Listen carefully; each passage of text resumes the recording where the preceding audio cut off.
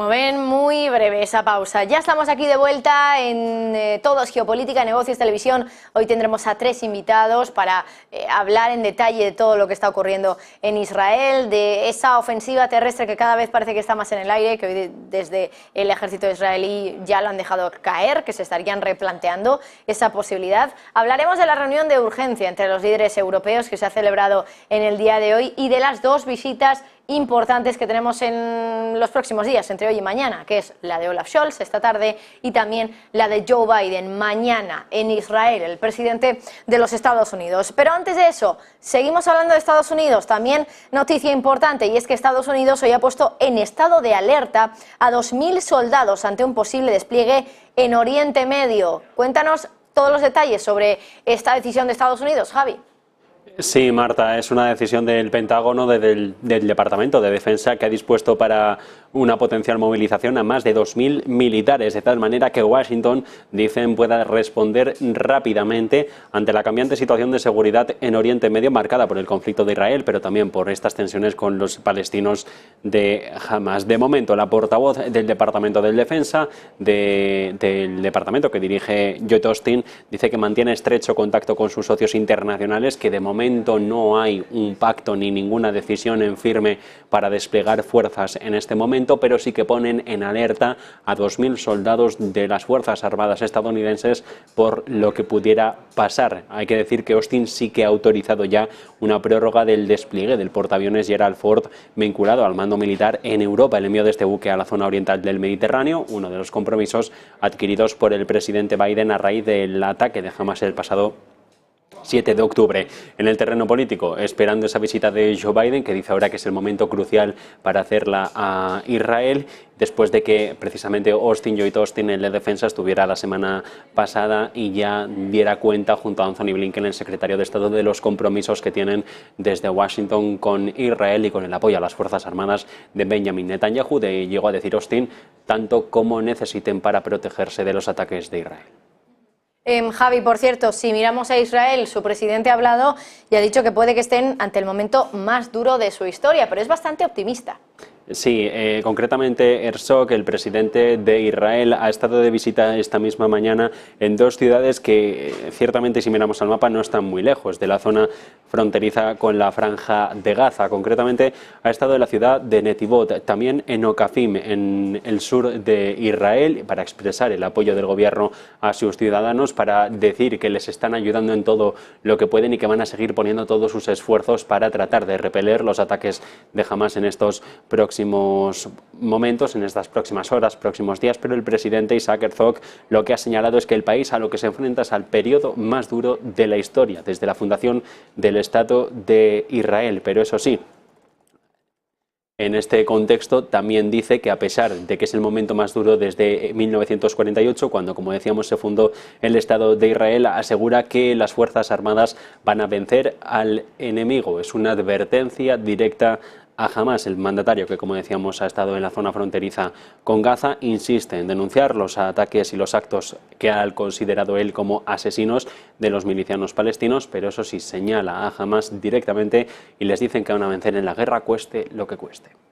Pues Javi, muchísimas gracias. Pendientes de las últimas noticias que nos van llegando desde Israel, todo lo que tiene que ver con ese conflicto. Y ahora vamos ya al análisis. Hoy saludamos en Todo es Geopolítica a Emiliano García Coso, decano internacional de CEISA, a Mario Caira, CEO de Mario Caira Comunicación. Y también tenemos con nosotros a José María Beñals, director del Máster en Relaciones Internacionales del IEB. Me dicen que todavía José María no lo tenemos, pero mientras tanto vamos a saludar a nuestros otros 2 invitados, a Emiliano y a Mario. Muy buenas a los 2. Buenas tardes, Marta. ¿Cómo estás?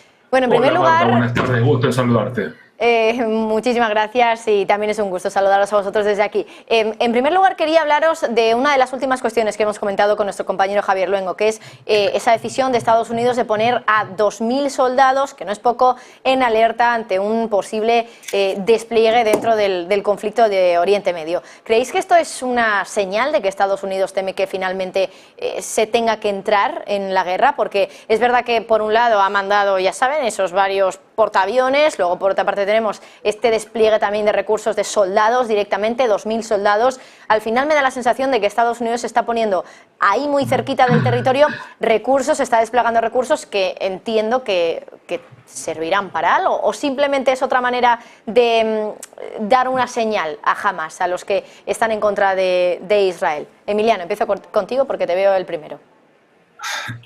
Sí, claro, evidentemente es una medida más disuasoria en el sentido de demostrar el apoyo incondicional al gobierno de Israel y a su operación militar que está desarrollando en Gaza, y especialmente no solamente para Hamas, sino especialmente para Hezbollah, porque ya está haciendo escaramuzas en la frontera sur del Líbano y en caso también en Siria, y sobre todo el mensaje más importante que yo creo que quiere transmitir es para Irán, porque como últimamente tanto los ayatolás como el ministro de Asuntos Exteriores se dedican a amenazar indirectamente de medidas preventivas, del apoyo incondicional a los hermanos de Hamas. Eso sí, no lo van a hacer ellos directamente, sino a través de Hezbollah, que a los que ha armado, entrenado durante muchos años y financiado, y por lo tanto a Hezbollah para tratar de abrir ese frente norte. Y Estados Unidos lo que quiere dejar claro es que si eso acontece, pues está ahí apoyando a Israel, y en su caso ya veremos qué pasa con Irán, que como hemos venido diciendo en estas semanas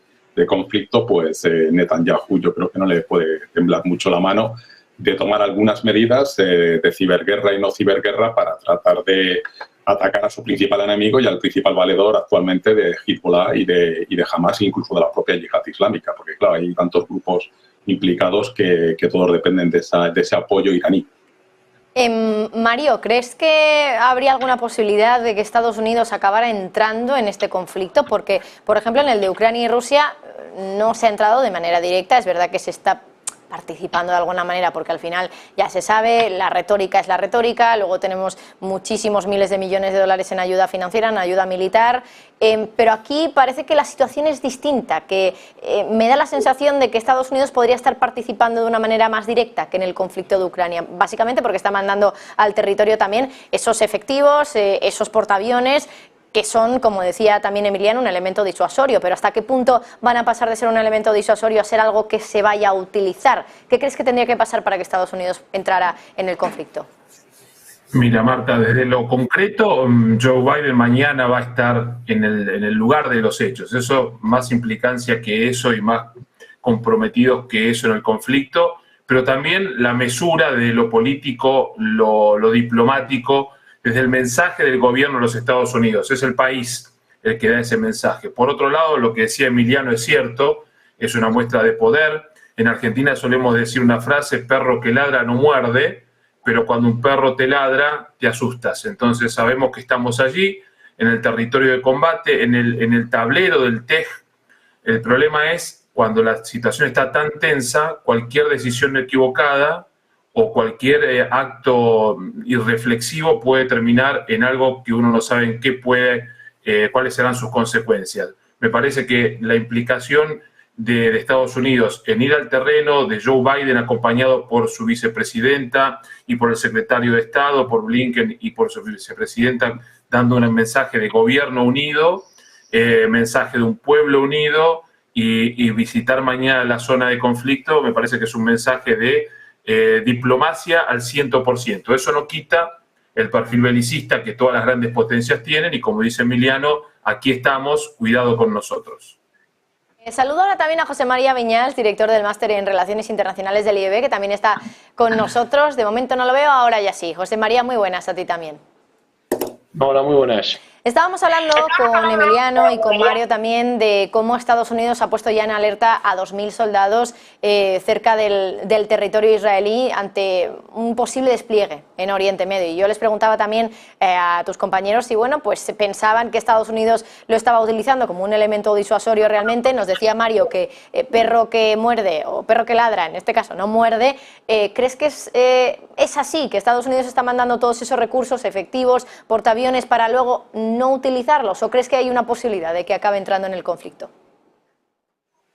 La capacidad, o sea, estoy de acuerdo en que Estados Unidos ha acumulado y potenciado la capacidad de fuego en el este del Mediterráneo, a enviar una para enviar un mensaje claro a los enemigos de Israel en la zona, especialmente a Irán y también a esa base de Tarso de Rusia en Siria.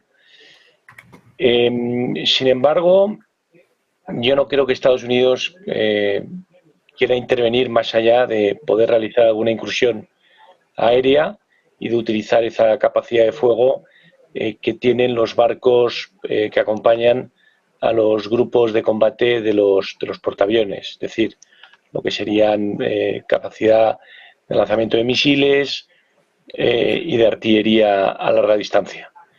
2.000 soldados como tropas de élite o simplemente de asesores o de instructores en lo que sería en una batalla urbana donde Estados Unidos tiene experiencia como Mosul, por ejemplo, en entrenar en su día cuerpos iraquíes, y ahora podría hacer lo mismo con las tropas de élite israelíes que puedan entrar, si es que finalmente se deciden a entrar en las ciudades de la Franja de Gaza, y sobre todo el apoyo diplomático incondicional de Estados Unidos. Ahora, yo creo que la visita del presidente Biden a Jordania es muy significativa, porque Israel va a tener que luchar en la Franja de Gaza, va a tener también que estar muy atenta a lo que pueda pasar en la frontera norte con esos grupúsculos de Hezbollah, también en Siria, por la misma razón. Cisjordania no dejan de ser hermanos de los palestinos de Gaza, y luego la gran frontera que se abre en Israel es Jordania. Jordania ha estado calmada en los últimos años y es es un país que tiene un problema serio con refugiados palestinos, donde casi la mitad de la población pues es de origen palestino y se siente hermanada con sus hermanos en Cisjordania y muchos de ellos con sus hermanos en Gaza, ¿no? Por lo tanto, Jordania es un elemento estabilizador importantísimo, no solo por el papel geoestratégico que juega y los kilómetros de frontera que comparte con Israel, sino también porque es la válvula de escape de Cisjordania si algo pasa en Cisjordania, y también porque el mundo árabe va a estar mirando a esa familia real Hashemi o Hashemita de Damasco, que son los protectores de Jerusalén, ¿no? Al final, y que dentro de lo que es el mundo árabe, esa familia lleva protegiendo los lugares santos casi por encargo del profeta, ¿no? Hace más de 1000 años. Entonces, es un viaje, el de Biden, con un clarísimo componente y de estrategia diplomática, y casi más importante que la visita a Tel Aviv es la visita a Amán con el rey Abdalá de Jordania y el primer ministro.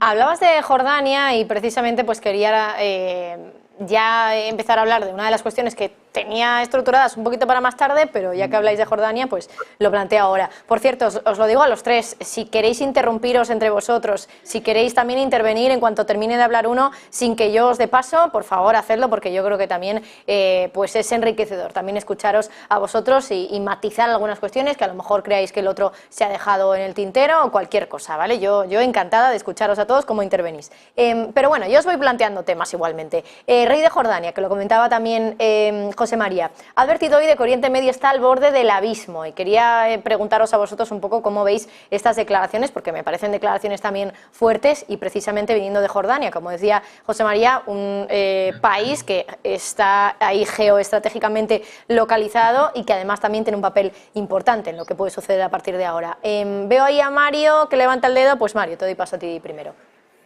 Muy bien. El problema que tenemos con los distintos conflictos a nivel mundial, ¿no?, es que creemos que somos el centro del mundo. Los argentinos a veces nos jactamos de serlo. Europa, la mirada eurocentrista que se tiene desde la historia en sus comienzos, de que se tiene registro. Los Estados Unidos, los grandes errores estratégicos cometidos tanto en situaciones de guerra como en otras situaciones geopolíticas. La mirada que se fija es la mirada local. Se trata de entender realidades que no son nuestras con la mirada nuestra, occidental, subdesarrollada en el caso de Argentina, primer mundista en el caso de Europa, latinoamericana, y no es así. Creo que el gran desafío de los estadistas, a diferencia de los políticos o de los funcionarios, está en entender el timing, el pulso de por dónde pasa el problema, que es muy complejo, pero con la mirada local, y eso extrapolarlo a nivel global. Por eso me parece que lo que decía recién José María es muy importante, la visita que va a hacer Biden, demostrar que está de un lado y del otro, pero que está comprometido con esas dos miradas y de oír. Si eso se plasma en la realidad, me parece que vamos por el buen camino, más allá de la atrocidad de un conflicto bélico como el que estamos viviendo. Si eso es solamente protocolo y por la galería y después se toman otras decisiones, estamos mal. Lo que bien decían, el tema de Medio Oriente al borde del abismo es muy cierto, es una situación muy tensa, pero que solo lo pueden explicar o entender aquellos que conocen y mucho y están en el lugar de los hechos. Emiliano, por favor. Sí, siguiendo un poco con la línea que ha abierto José María, hay que recordar que el padre del actual rey Atalá tuvo un enfrentamiento muy serio con la OLP en 1970, echándolos, atacándolos, es decir, que para Jordania hay una hermandad, obviamente, con los palestinos, pero también hay una seria preocupación, no solamente por el aspecto demográfico, sino fundamentalmente porque no quiere repetir otra vez la historia que sufrió su padre de tener campos ya no de refugiados, sino de grupos terroristas en su territorio, utilizando el territorio de Jordania y todo lo que eso afectó. Por lo tanto, las preocupaciones de Jordania van más en la línea de evitar esos refugiados que puedan generar bases en la propia Jordania, alterando un poco el equilibrio que tiene Jordania con sus relaciones con Israel desde 1994 y cooperando, yo creo, activamente, como también en parte lo hace la autoridad palestina, porque Jordania no tiene relaciones con Hamas, a diferencia de otros países, no tiene relaciones con Hamas, solamente se relaciona con la autoridad palestina. Por lo tanto, Jordania está interesada en estabilizar a la autoridad palestina, a Mahmoud Abbas, y tratar en la medida de lo posible de quitarle poder a Hamas, que es el elemento que distorsiona cualquier proceso de negociación, de diálogo entre las partes. Entonces, el rey de Jordania estará encantado de recibir al presidente Biden, pero digamos que no va a ser el interlocutor clave en una posible negociación de cese del fuego, ver qué ocurre con los 2,3 millones de palestinos en Gaza, si se abre o no se abre el famoso puesto fronterizo de Rafah, sino que ahí las claves está Egipto, por un lado, Turquía, que también se está moviendo bastante bien en el trasfondo del escenario diplomático, y luego, sobre todo, Arabia Saudí, que es, digamos, la que más influencia pueda tener en un intento de convencer a Hamas, pero todo eso pasa por la entrega de los 199, 200 o según Hamas 250 rehenes, porque aquí van subiendo cada vez más las apuestas. Y luego no olvidemos también, que creo que es muy importante, que Hamas no solamente tiene secuestrados a estos 200 israelíes occidentales, porque eso parece una multinacional, sino fundamentalmente tiene secuestrados a 2 millones de su propio pueblo, que si no se abre la frontera está en parte también por el miedo que hay en Egipto, que dentro de 2 meses tienen las acciones de que ocurra lo mismo que pasó en Jordania, es decir, que no quiere repetir modelos, porque recordemos que al-Sisi es fruto de desbancar a los hermanos musulmanes, que son aliados fundamentales de Hamas. Por lo tanto, ahí hay que buscar actores clave, y esos actores clave son Egipto, Arabia Saudí, Qatar, y luego ver la influencia que pueda tener Turquía, digamos, con una visión más occidental. Si no, pues Jordania yo creo que ahí no tiene un peso muy específico, solo con la autoridad palestina y también como interlocutor con Israel. Enseguida le pregunto también a José María si quiere añadir algo al respecto, porque como ha sido el primero en hablar de Jordania, no sé si tiene algún matiz también sobre lo que ha comentado el resto, Mario y Emiliano. Pero antes de nada, quería también hablar de Olaf Scholz. Sabíamos hoy que iba a llegar a Israel y parece que ya estaría allí, ya habría aterrizado en el territorio israelí. Javi, cuéntanos. Sí, Marta, el canciller alemán Olaf Scholz acaba de aterrizar, lo ha hecho hace apenas unos minutos en el aeropuerto de Tel Aviv. Se va a reunir en Israel con el primer ministro del país, con Benjamin Netanyahu, y también con el presidente de este territorio en guerra, con Isaac Herzog. Va a acudir a un encuentro del gabinete de guerra, ese del gobierno de emergencia, el de unidad nacional, en el que también está presente desde que se conformara la semana pasada el líder de la oposición, Benny Gantz, y con familiares de ciudadanos alemanes secuestrados por Hamas. También se va va a reunir Olaf Scholz en los próximos días. Es importante, dice el germano, expresar su solidaridad con Israel de una forma práctica con esta visita previa, recordamos, a la de Joe Biden, el estadounidense, mañana miércoles, viaje en el que se va a abordar, según informa la Cancillería, cuestiones prácticas concretas, principalmente la situación de seguridad en Oriente Medio, la escalada de violencia en la región. También se va a interesar por la situación de los ciudadanos alemanes en el territorio, evacuaciones que ya tienen al ejército germano en alerta desde hace días y sobre todo el foco puesto en esa organización de la ayuda humanitaria, evitar que el conflicto siga atacando a la población civil que a día de hoy sigue enclaustrada en esa franja de Gaza, esperando a una posible apertura del paso fronterizo de Rafah, el que limita al sur de Gaza con Egipto, de momento cerrado ante las desavenencias de las diferentes partes para permitir la salida de población civil de esta zona del planeta. De momento, Gaza sigue sitiada por las tropas de Netanyahu y los líderes occidentales tratando de que, al menos si no desescala la guerra, la ayuda humanitaria vaya llegando poco a poco. Scholz, por cierto, está en Israel, acaba de llegar, pero también se va a desplazar en este viaje fuera de su país a Egipto, país clave por el control, como decíamos, de la frontera con Gaza, la única salida que no limita con territorio israelí. Y por dar un apunte más, Scholz es el primer jefe de gobierno que viaja a Israel tras el ataque de Hamas el pasado 7 de octubre, después de que el pasado viernes lo hiciera su ministra de Exteriores, Annalena Baerbock. Muchísimas gracias, Javi. Scholz ya está, por tanto, allí. José María, quería preguntarte por ello, por el papel también que puede tener Europa en general, Alemania también en concreto, en el conflicto de Israel. Ya sabemos que al final en todo esto Estados Unidos siempre tiene más poder, pero sí que es verdad que ha ido, por ejemplo, la presidenta de la Comisión Europea, Ursula von der Leyen, ahora ha ido Olaf Scholz también a Israel. ¿Qué papel puede jugar Europa? ¿Qué puede interesar por parte de Israel respecto a lo que puede dar Europa a su territorio, por ejemplo? Y si quieres comentar algo también sobre lo de Jordania, que se nos había quedado un poquito en el tintero, José María, bienvenido sea. Sí, bueno, yo creo que hay un player, ¿no? A la lista de players que se ha comentado, de países, ¿no? Que tienen algo que decir y que es Irán, ¿no? Irán al final es quien articula a Hezbollah, Hezbollah es quien está en la frontera norte, a su vez Irán es quien financia a Hamas. Irán está ha estado siempre solidarizado con la causa palestina.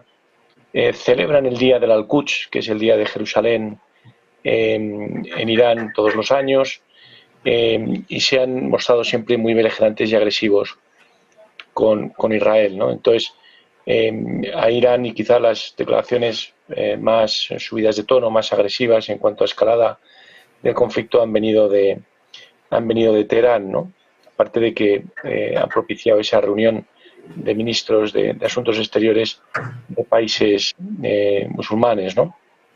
Para tratar el tema de Gaza. Yo creo que todos los dignatarios internacionales que están pasando y que van a pasar por Tel Aviv, yo creo que tienen dos mensajes. Tienen un primer mensaje de gran solidaridad con el pueblo israelí por esos ataques, ¿no? De Hamas, que son completamente injustificables desde cualquier punto de vista. Creo que eso ha ido por delante y ha habido una gran sentimiento, oleada de solidaridad por parte de Europa y de Estados Unidos. Por otro lado, yo creo que hay un segundo mensaje, casi tan importante como el primero, que es ojo con lo que se va a hacer en Gaza y cómo se va a hacer, ¿no? Los europeos y los americanos, los norteamericanos quieren que sea una penetración quirúrgica y que los daños colaterales sean lo mínimo posible, porque tampoco es justo que paguen ese casi 1 millón de niños, ¿no?, que habita la Franja de Gaza, una de las zonas más pobladas del mundo, con densidad demográfica solo comparable a Singapur. Es muy complicado extirpar Hamas, porque Hamas no solamente es un grupo terrorista, sino que también es un gobierno, son los alcaldes, son los gobiernos municipales, son las ONGs, son empresas, son empleadores. Es decir, está muy enraizado en la sociedad gazatí desde el año 2007, que es cuando Hamas expulsó a Al-Fatah, que es el partido pues un poco que ha seguido pues la OLP y que gobierna en Cisjordania y que es el partido de Mahmoud Abbas, de Yasser Arafat, etcétera, ¿no? Tanto Hamas pues realmente impregna la sociedad gazatí y tiene ese mando efectivo en Gaza. Entonces yo creo que estos son los dos mensajes y de hecho la actitud de Israel y su ejército y las últimas declaraciones, ¿no?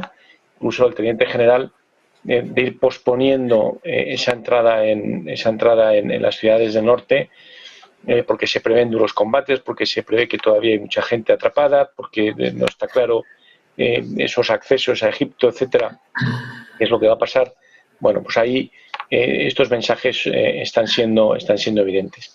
La Unión Europea, en cuanto a su posición, yo creo que va en contra, porque aquí hemos sufrido el terrorismo también, en España, por poner un ejemplo, pero también otros países de la Unión Europea. La Unión Europea es una entidad que es contraria a cualquier acto de violencia, lo cometa quien lo cometa, y que se haga de forma indiscriminada contra la población civil, como han sido los ataques de Hamas, ¿no?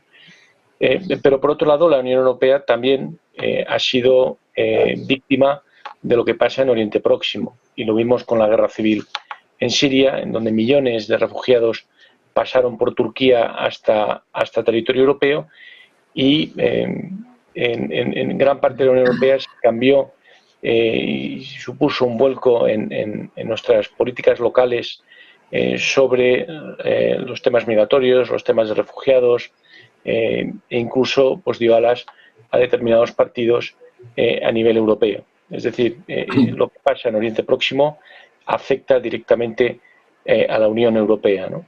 Y nos afecta mucho más de lo que afecta a Estados Unidos. Estados Unidos tiene otros problemas migratorios y refugiados en su frontera sur, pero desde que Estados Unidos, gracias al fracking y a otras cuestiones internacionales, otras cuestiones de política económica interna y de desarrollo interno, dejó de depender o dejó de tener una dependencia de estos países de Oriente Próximo o de Asia Menor, utilizó una estrategia de hands-off que ya empezó en la época de Obama, que continuó en la época de Donald Trump y que por supuesto ha continuado con Biden. Retirada de Afganistán, retirada de Irak, retirada de intereses geoestratégicos, militares, etcétera, en la zona, y pues lo vimos en la guerra de Siria, cómo esos problemas se han vuelto problemas de los europeos, y que los europeos realmente somos los que sufrimos de primera mano todas estas cuestiones. Europa también, por la cuestión de Ucrania y por la guerra con Rusia, ha pendulado en su política exterior, por la dependencia que ahora tenemos, si cabe todavía más, con respecto a Estados Unidos, y la política europea se ha alineado de forma inmediata, de forma evidente y de forma clara con los postulados en cuestión diplomática y en lo que a este conflicto se refiere con Estados Unidos. También es verdad que dentro de ese alineamiento que hemos hecho con Reino Unido, también somos un poco aquellos que estamos haciendo, tanto en Estados Unidos como con Israel, pues los esfuerzos más importantes para que esa entrada en Gaza por parte del ejército israelí se posponga, o bien haya algún tipo de garantía de que no se vaya a producir pues una catástrofe humanitaria, ¿no? Tengo que irme a publicidad. Enseguida a la vuelta vuelvo con Mario y con Emiliana por si quieren comentar también algo de la visita de Scholz, del papel de Europa. Dejadme que haga una pausa, volvemos. Contamos también algunas noticias de última hora y también podéis comentarlas y comentar también ese papel de Alemania y de Europa en el conflicto en Israel. Enseguida estamos de vuelta, antes una pausa.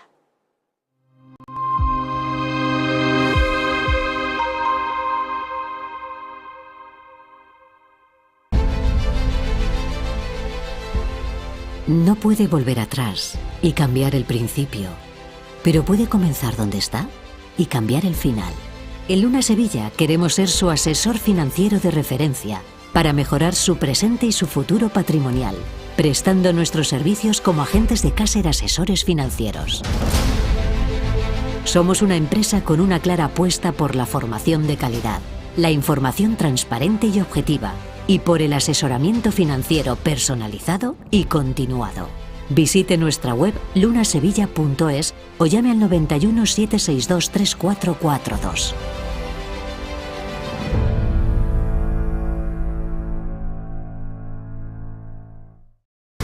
¿Puede poner a prueba vuestra tecnología de trading? Sí. ¿Y vuestra ejecución funciona al milisegundo? Sí. Y vuestros spreads están entre los más bajos del mercado, ¿no? Si quiere, puede probar nuestra primera demo. Es difícil encontrar un broker que cumpla con todas sus expectativas.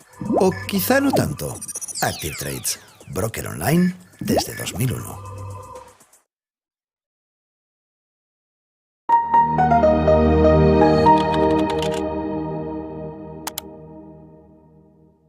Si aún no eres parte de la Academia de Negocios Televisión, ahora es tu momento. Entramos en el módulo más importante que pueda tener la Academia de Negocios Televisión. Hablamos del módulo de operativa. En este módulo aprenderás cosas que ni te imaginabas, ni que existían, ni que fueran a ser tan importantes para tratar de mantener esa esperanza de llegar a ser rentable en el tiempo en el mundo del trading. Descubrirás que da igual si eres capaz de acertar muchas veces o no a la hora de analizar un gráfico. Da igual el activo financiero que estés analizando. Da igual el lapso de tiempo que te plantees para la inversión. Solo aprendiendo la operativa y dominándola, el resto te dará igual. Sé que lo que estás escuchando contradice a la mayoría de opiniones y sobre todo de profesores que imparten cursos al respecto. Pero créeme, confía, si aprendes operativa, el resto te dará igual. Te dará igual que un precio suba, que un precio baje. Simplemente estarás a favor de lo más probable si eres capaz de dominar el riesgo, el capital y tus emociones. Nada es más importante en el trading o en las inversiones que la gestión de estas tres cosas. Descubrirás que la estrategia es algo secundario y con menos importancia de las tres cosas que te acabo de mencionar. Te esperamos en la Academia de Negocios Televisión. Verás que lo que vas a aprender te servirá y mucho. Nos vemos.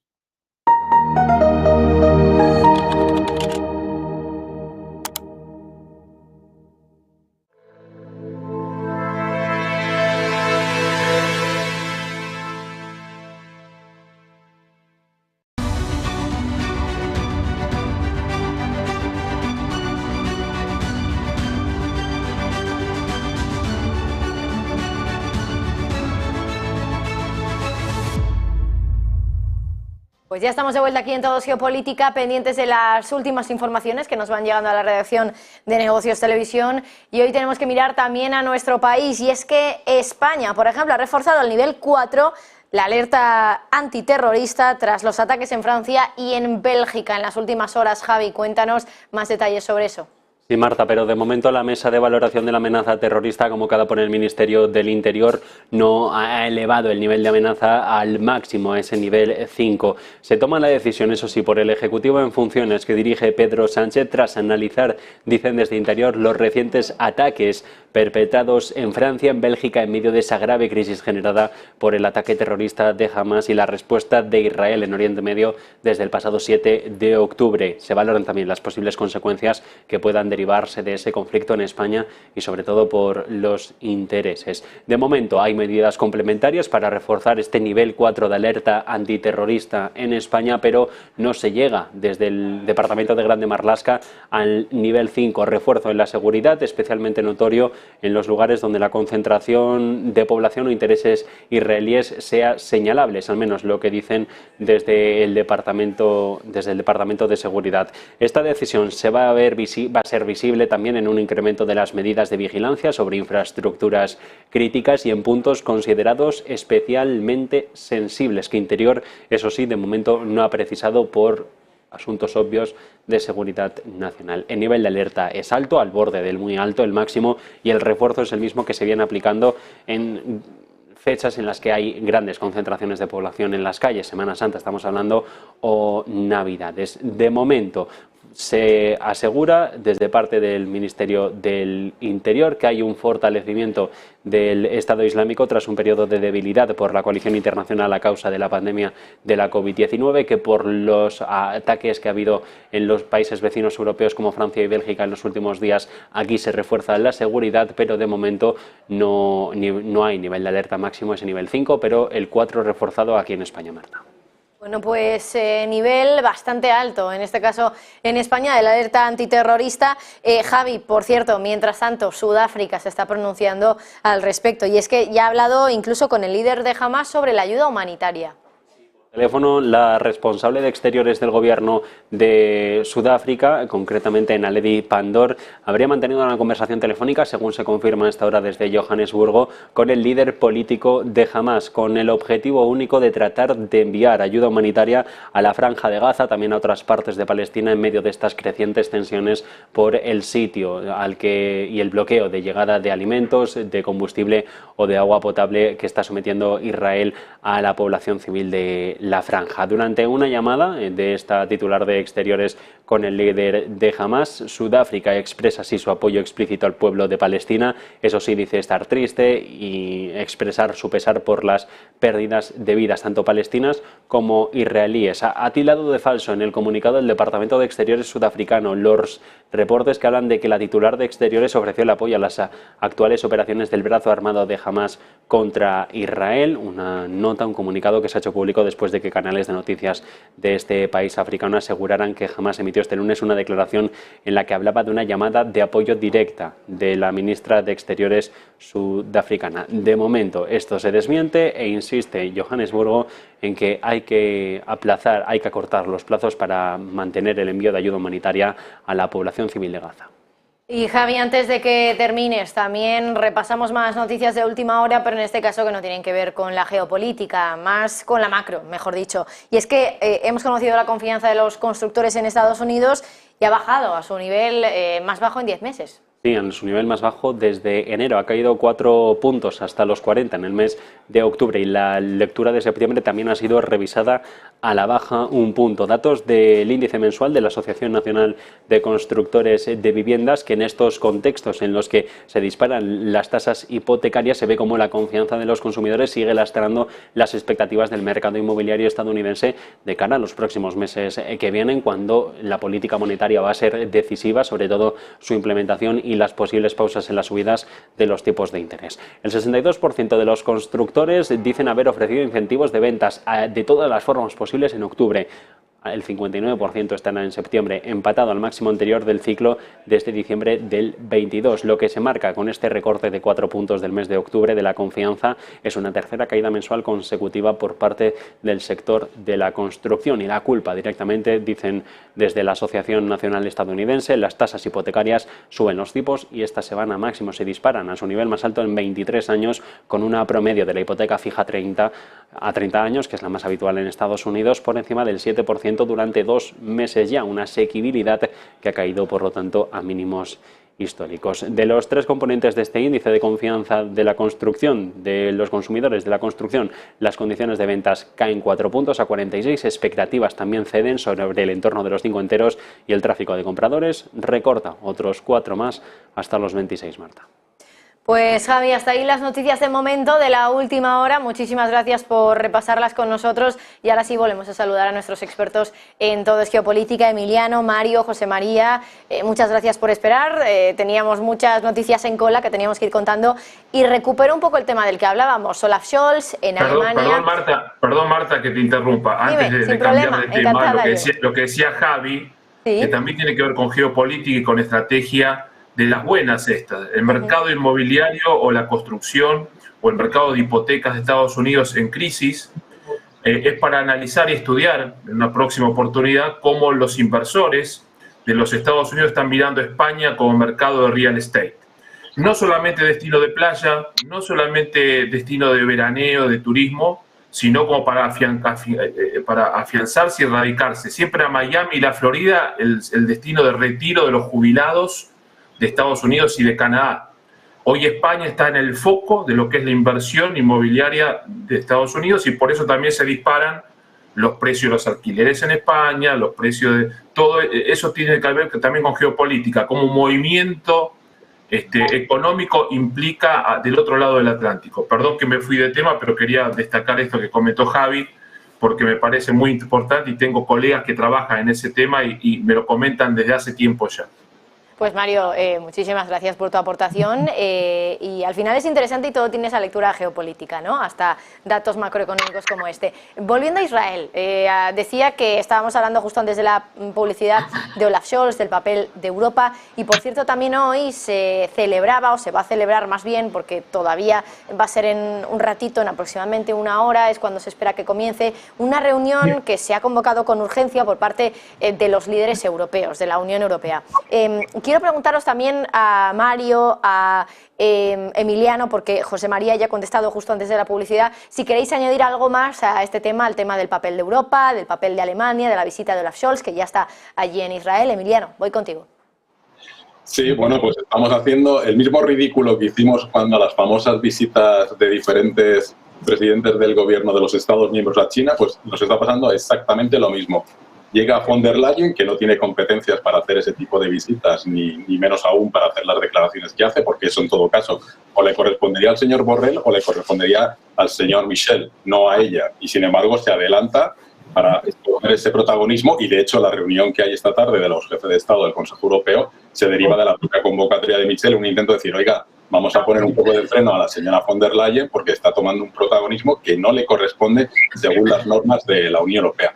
Y lo peor de todo es que tenemos una división entre los 27 Estados miembros que estamos dando una imagen deplorable, empezando incluso también por nuestro propio país, donde miembros del gobierno hacen declaraciones que no me extraña que molesten a la embajadora israelí y por lo tanto haga también declaraciones fuera de sus casi de sus funciones diplomáticas dentro de España. Entonces, a ver si después de esta reunión, en esa declaración o en esas conclusiones del Consejo Europeo, conseguimos fijar una posición común, porque esto es un problema global, que no es la posición individual de cada Estado miembro, porque entonces nos va a pasar, pues eso, que al final Europa como idea, como concepto de entidad jurídica con personalidad jurídica internacional y que trata de mostrar una voz conjunta de los 27 estados, pues nunca lo vamos a lograr. Y este es otro de los retos, junto al tema de las relaciones con China, que implicaría tener una visión común, aunque sea de mínimos, pero común, para tratar de ofrecer, por una parte, tratar de contener un poco a Israel, como en parte está haciendo ya Estados Unidos y otros países árabes, buscar el mantenimiento de la ayuda y la cooperación al desarrollo por parte de la Unión Europea en los términos que estaba fijado, especialmente para la población palestina, garantizando que no se destina ni a Hamas ni a otro tipo de actividades que no estaba inicialmente prevista, y sobre todo ver también en la negociación qué ocurre con los rehenes, porque hay muchos rehenes que tienen doble nacionalidad. Hay franceses, hay británicos, hay españoles, que también hay varios, hay población palestina que está atrapada en Gaza, que también tienen la doble nacionalidad palestina y en un Estado Unido. Es decir, es una reunión importante y sobre todo a ver si logramos por una vez, por una santa vez, tratar de dar una imagen a un problema que nos puede explotar en las manos y que luego además va a implicar lo que ha mencionado antes José María, que luego igual que ocurrió con los refugiados sirios, aunque conseguimos que Turquía a través del dinero y de ciertas concesiones los contuviese en parte en el propio territorio turco, pero va a haber una masiva salida de palestinos solicitantes de refugio. Y adicionalmente, los dos atentados que han ocurrido en Bruselas y en París, pues lo único que va a hacer va a ser, de nuevo, otra vez, otra vuelta de tuerca al tema del sistema de procedimiento de asilo. ¿Por qué? Porque como el argelino, era ya un solicitante de asilo que había sido rechazado y que tenía que haber salido y no ha salido, ya ha cometido el atentado, pues entonces, de nuevo, sobre todo ciertos países dentro de la Unión Europea van a pedir un endurecimiento de las condiciones de refugio y asilo para evitar que ante una masiva salida de palestinos se puedan infiltrar miembros de Hamas, miembros de la Yihad, miembros de Hezbollah, etcétera, etcétera, y por tanto otra visión securitaria de la política migratoria y de asilo que lo que va a hacer es afectar a las relaciones de la Unión Europea y sobre todo a esa visión más democrática y de derechos humanos. No sé si Mario también quería comentar algo al respecto. Sí, me adscribo a todo lo que dijo Emiliano y a lo que dijo José María, pero quiero ver el otro escenario donde se libran los combates. Uno es el campo de batalla, el otro es la mesa diplomática y el otro lugar donde se libran los combates es sin duda la comunicación. en una mesa de redacción, yo soy periodista, no soy especialista en temas internacionales y quiero agradecer que me permitan compartir con ustedes esta charla. El otro campo es la comunicación. Diríamos en una redacción en Argentina, muchachos, ¿qué decimos?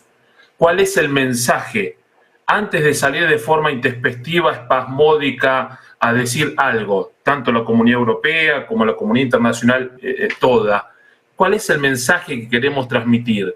¿Qué implicancias tiene lo que decimos como gobiernos nacionales, supranacionales, de organismos internacionales? Me parece que el otro escenario donde se libran las batallas está no solo en la diplomacia, que tiene también herramientas de comunicación, sino en qué se comunica, cómo se comunica, quiénes son los interlocutores válidos, cómo se preparan los interlocutores para comunicar temas tan trascendentes como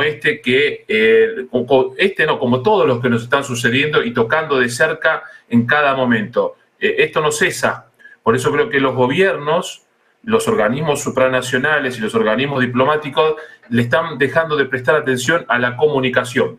Tienen grandes gabinetes de prensa, tienen grandes gabinetes de especialistas que o no los oyen, o los asesoran mal, o realmente no saben a qué van, qué quieren comunicar. Y me parece que es muy importante poner el foco en ese otro escenario donde se libran este tipo de conflictos y donde se puede solucionar o dar por tierra con todo tipo de solución. Los dos extremos. Por eso la comunicación creo que juega un rol muy importante en este caso.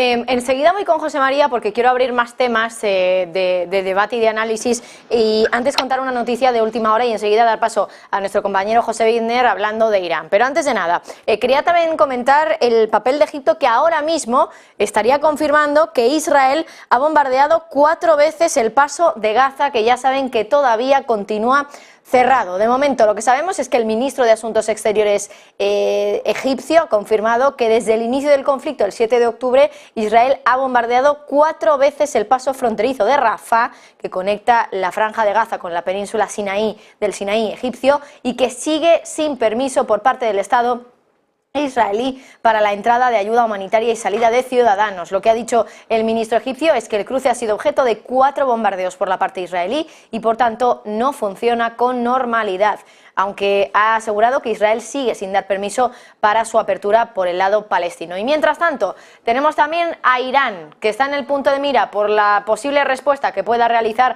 a todo este conflicto. Y es que también en la jornada de hoy hemos escuchado cómo Irán ha dicho básicamente que, pues que espera, o se espera más bien una acción preventiva por su parte o por la parte de la resistencia en las próximas horas. Una acción preventiva contra Israel. Más detalles, José Widner. Muy buenas. Irán había estado repitiendo esa advertencia en las últimas 48 horas. Al final ha ido diciendo al día siguiente, ojo, porque el ministro de Asuntos Exteriores iraní, Hossein Amir-Abdollahian, que era quien había estado dando la advertencia a Israel de un posible movimiento, de que se acababa el tiempo, acaba de advertir de que es concebible, dice, una acción preventiva contra Israel por parte de lo que él llama el eje de resistencia. Dice que en las próximas horas se podría producir ya una acción preventiva porque no cesa ese movimiento de ataque desde Israel y sobre todo por lo que está sucediendo en el sur de Gaza. Ha afirmado en una entrevista que es concebible cualquier tipo de acción preventiva contra, dice, el régimen sinoísta en las próximas horas por parte del eje de resistencia o de la República Islámica de Irán. Dice el ministro de Asuntos Exteriores iraní, que sube la tensión todavía más alrededor de lo que está sucediendo en la guerra de Israel, que si se pierde la oportunidad no se abrirán nuevos frentes contra Israel. Dice que el tiempo se agota, que tienen capacidad para entrar en un enfrentamiento a largo plazo contra Israel. Es el ministro de Asuntos Exteriores iraní que pone el foco ahora ya no en las próximas 24 horas, ya no en mañana, ya no se acaba el tiempo, sino que dice de manera clara que en las próximas horas se podría abrir una acción preventiva, llama él acción preventiva, un ataque contra Israel, y que ese ataque además podría venir incluso desde Irán. Alerta de una acción preventiva que, como les digo, viene indicando en palabras textuales o por parte del eje de la resistencia o por parte, ha dicho, de la República Islámica de Irán. Amir Abdollahian en esta entrevista ha puesto el énfasis en que es el momento, que se acaba el tiempo, que en las próximas horas podría haber una acción preventiva, que lo que está hablando es de poner encima de la mesa un ataque contra Israel desde otro frente, que abra otro frente en la guerra de Israel, es decir, que escale ya a ese entorno de una guerra en Oriente Medio, sobre todo si el ataque lo lanza Irán. Bueno, pues Irán en el punto de mira. Emiliano, Mario, José María, nos queda nada, muy poquito tiempo y quiero daros paso con algún apunte sobre esto, así que os voy a pedir a cada uno que seáis breves, en torno a un minutito, si puede ser menos, para hacer algún comentario al respecto de la posición de Irán, de si pudiera o no entrar en el conflicto. José María. Bueno, yo creo que Irán tiene capacidad de entrar en el conflicto, quizá no directamente, pero sí a través de Siria, a través del Líbano, a través de esas milicias de Hezbollah, ¿no?, que están muy alineadas y financiadas en gran parte con Irán. Recordemos que la guerra de Siria atrajo a mucho combatiente libanés de Hezbollah que luchó y se formó en las guerras contra el Estado Islámico, pero también en las guerras civiles sirias. Luego son unidades preparadas. Los dos únicos conflictos que no ha ganado Israel en su historia han sido contra Hezbollah.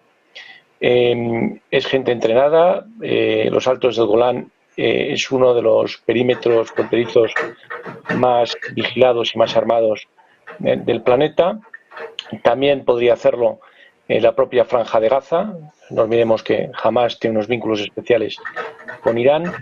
Habrá que ver también cómo se posicionan otros países del mundo árabe, como es Arabia Saudí, que Arabia Saudí es el gran benefactor de la parte de Cisjordania, de Al-Fatah, los palestinos que no están del lado de Hamás. Recordemos esas diferencias entre chiíes y suníes en el mundo del Islam, pero que sin embargo en la cuestión de Jerusalén comparten, tanto Arabia Saudí como Irán tradicionalmente han compartido ese deseo de que Jerusalén vuelva otra vez al Islam y de que el pueblo palestino pueda habitar tierras que en su día ocuparon los colonos israelíes, ¿no?, que es el eterno problema.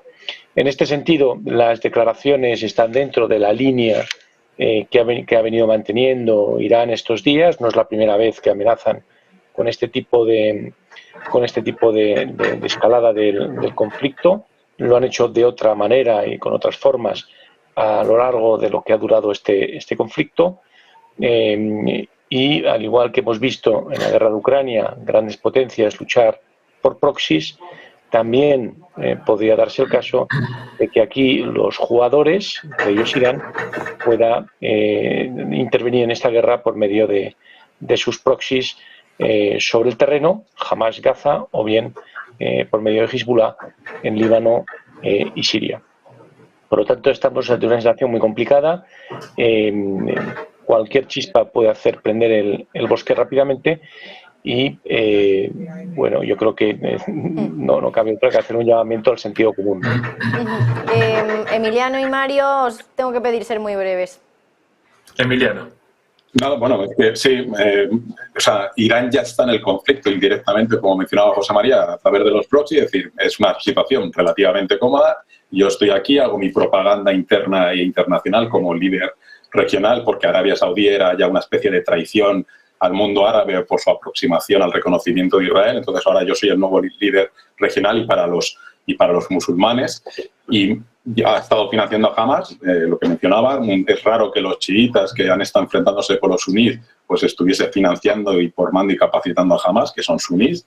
Está por ahí también la yihad islámica, aunque tiene menos presencia en Gaza, y fundamentalmente Hezbollah. Entonces, pues lo único que va a conseguir en su caso Irán será que Israel, con todas las tropas que tiene ya desplazadas en el norte de Israel y en los Altos del Golán, más con el apoyo estratégico de Estados Unidos, pues ataque, en su caso, al Líbano, y volvamos a tener una segunda guerra, remontándonos al 2005-2006, cuando Israel tuvo una guerra en el Líbano, destrozando de nuevo Líbano, que era la antigua Suiza de Oriente Medio. Entonces, el Líbano nunca se ha recuperado, derivado fundamentalmente de esa división religiosa que caracteriza el mapa político libanés y de toda la intromisión de países como Arabia Saudí, como Irán, etcétera, etcétera. Entonces, bueno, pues seguirán con esta retórica, pero que no olviden que están hablando, aquí enfrente tienen a Netanyahu, y Netanyahu lleva muchos años queriendo tomar acciones más directas contra Irán, lo cual nos llevaría a una debacle económica, energética, etcétera, etcétera, al resto del mundo, pero ahí están.